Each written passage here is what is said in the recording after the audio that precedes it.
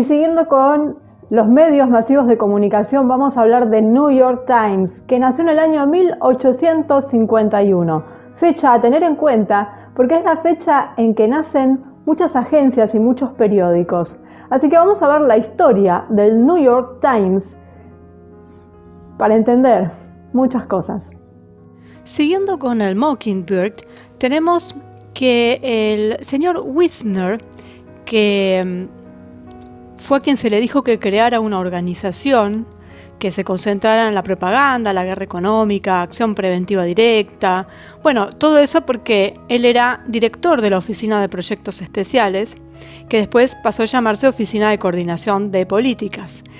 Y era una rama de espionaje y contrainteligencia de la Agencia Central de Inteligencia. Y estaba a cargo de esta operación Mockingbird. Entonces, esta operación, como bien dijimos, era un programa para influir en los medios de comunicación nacionales y extranjeros. Entonces, ¿qué hizo Wisner? Reclutó a Philip Graham, que era del Washington Post, para ejecutar el proyecto dentro de la industria. Según Deborah Davis en Catherine the Great, a principios de la década de 1950, Wisner poseía miembros respetados de The New York Times, Newsweek, CBS y otros vehículos de comunicación. En 1951, nuestro ya famoso Allen Dulles convenció a Kurt Meyer para que se uniera a la CIA. No hay evidencia, sin embargo, de que fuera reclutado exactamente en ese momento, sino que había sido reclutado varios años antes y había estado espiando a las organizaciones liberales de las que había sido miembro a fines de la década del 40.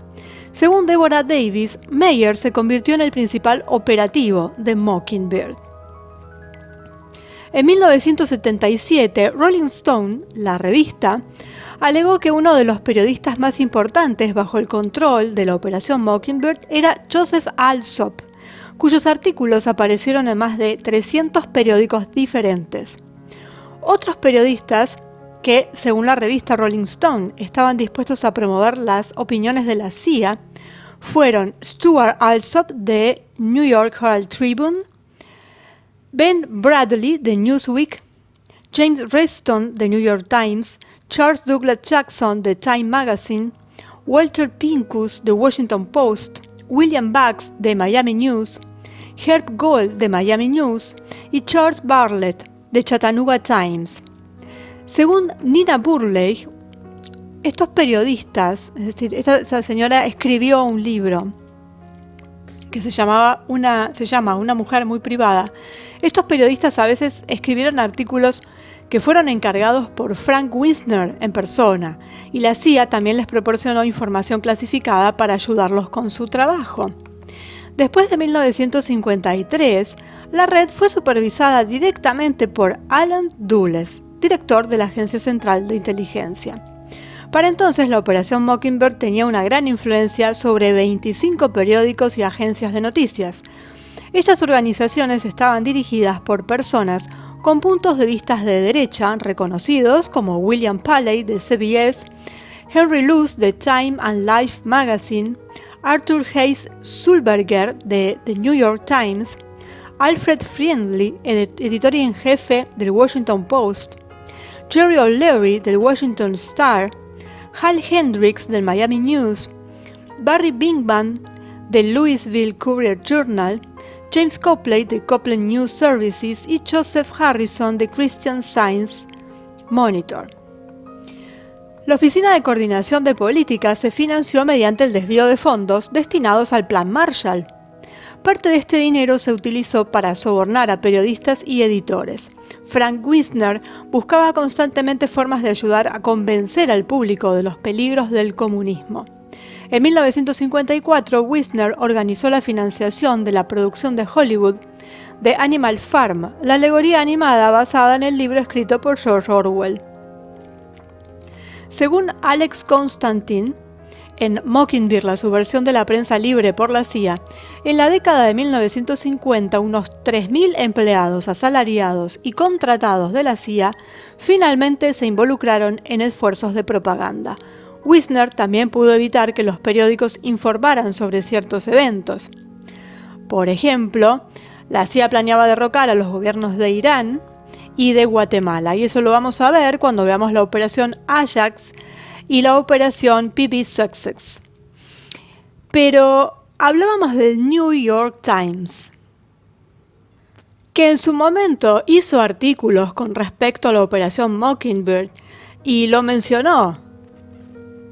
Es decir, tuvo ahí, como un pequeño deslizo lo que le permitieron decir. Pero vamos a ver, así como hicimos con la CNN, de dónde salió The New York Times, cuáles son sus orígenes y por qué es tan importante además, porque es uno de los periódicos más renombrados.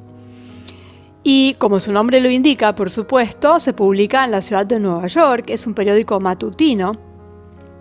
Y durante mucho tiempo fue el periódico de referencia en Estados Unidos y uno de los grandes periódicos del mundo. Y por supuesto que su fuerza está en su excelencia editorial, aunque nunca haya sido el periódico más grande en términos de circulación.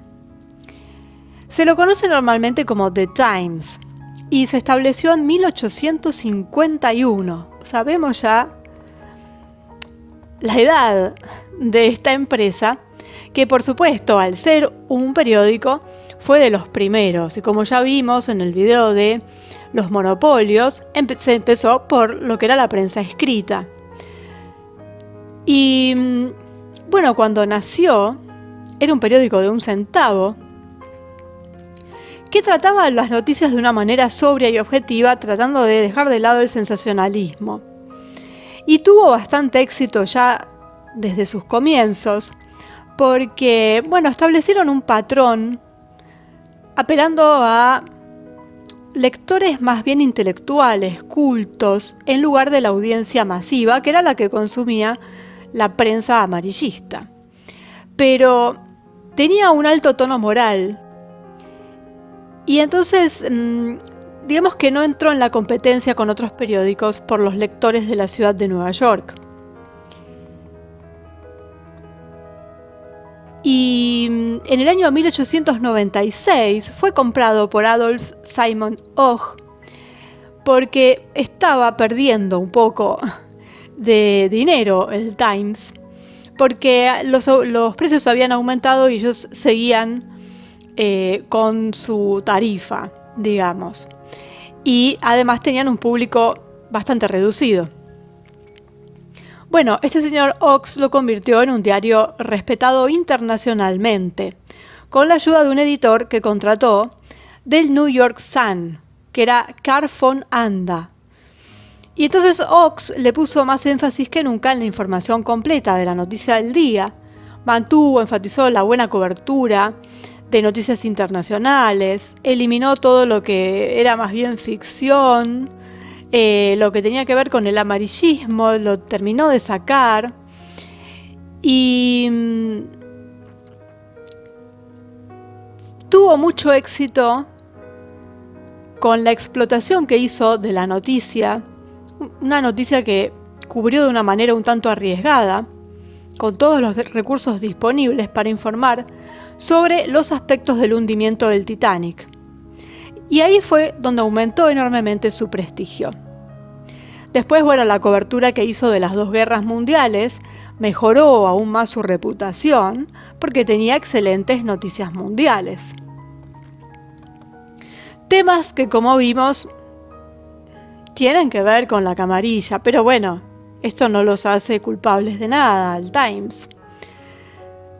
Finalmente, en el año 1971, estamos hablando de ya habían pasado 100 años, el Times se convirtió en el centro de la controversia cuando publicó una serie de informes basados en el Pentagon Papers, un estudio secreto del gobierno sobre la participación de Estados Unidos en la guerra de Vietnam, que había sido entregado de forma encubierta al Times por funcionarios del gobierno. La Corte Suprema de los Estados Unidos determinó que la publicación estaba protegida por la cláusula de libertad de prensa de la primera enmienda de la Constitución. Entonces, esta publicación de los Pentagon Papers le valió al Times un premio Pulitzer en el año 72. Y para principios de este siglo, del siglo XXI, el periódico ya había ganado más de 120 Pulitzers. Mucho más que cualquier otra organización de noticias. Bueno, lo que vemos entonces ahí es que se abocaron a una especie de periodismo de investigación. En la década del 70, el periódico ya estaba dirigido por el nieto de Ochs, Arthur Ochs Sulzberger, que introdujo varios cambios radicales en la organización del periódico y su personal, y lanzó una edición nacional transmitida por satélite a las imprentas regionales. Empezó a utilizar la tecnología para expandir su circulación, lanzó una edición en línea en el año 95 y empleó las fotografías en color en su edición impresa en el año 97. Después se introdujo el servicio de suscripción, bueno, fue creciendo y se fue adaptando a los nuevos tiempos y tiene su versión electrónica, el Times Reader, por el cual se puede descargar. Bueno, eso ya forma parte de la actualización, digamos. Y ahora tiene un gran papel en Internet. El tema de todo esto es que estuvo involucrado en el Mockingbird, es decir, periodistas pertenecientes a The New York Times estuvieron involucrados. Nunca se habla de los jefes, los dueños, ¿no es cierto?, que estuvieran metidos. Se habla de periodistas infiltrados. Fue uno de los tantos medios de comunicación masiva que estuvo metido en todo esto, y por eso la mención. Pero también cabe destacar que han sacado artículos con respecto a esta operación Mockingbird. Es decir, juegan un poco con ambos bandos, cosa que hace normalmente la camarilla. Entonces, es para tener en cuenta, por supuesto, ya sabemos que se enciende la luz de alarma cuando estamos frente a un medio masivo de comunicación, como en este caso, el New York Times, que tiene una gran historia detrás, tiene mucho currículum, mucha agua bajo el puente ha pasado, y los periodistas quieren pertenecer. Y entonces, claro, hay que leerlo con cuidado. Es una de esas cosas que pasan, ¿no es cierto? Porque a veces uno ve el nombre y dice, bueno, listo, me quedo tranquilo porque es un periódico renombrado, una cadena de televisión renombrada, como vimos en el caso de la CNN, aunque es mucho más evidente lo de la CNN, porque además vemos, al ser televisión, vemos al periodista y vemos su lenguaje corporal, vemos todo. Es mucho más fácil que por la prensa escrita, pero que también se puede leer entre líneas. Entonces, ahí teníamos la mención a The New York Times, a su historia, a cómo nació, qué es lo que pretendían en un principio, que era esto de separarse del amarillismo y del sensacionalismo y ser algo que estaba apuntando a un público más culto y que saltó a la gran fama con la noticia del Titanic y luego la cobertura de ambas guerras. Y finalmente se vio envuelto en este escándalo que después lo blanquearon un poco con sus propios artículos. Y así las cosas, vamos haciendo un camino para ir conociendo estos periódicos, estos monopolios que nos informan, nos desinforman, y vamos viendo cronológicamente cómo van apareciendo, en qué entorno y para qué. Así que vamos a seguir por un par de videos más conociendo a estos grandes, a estos monstruos de la información que siguen en pie al día de hoy.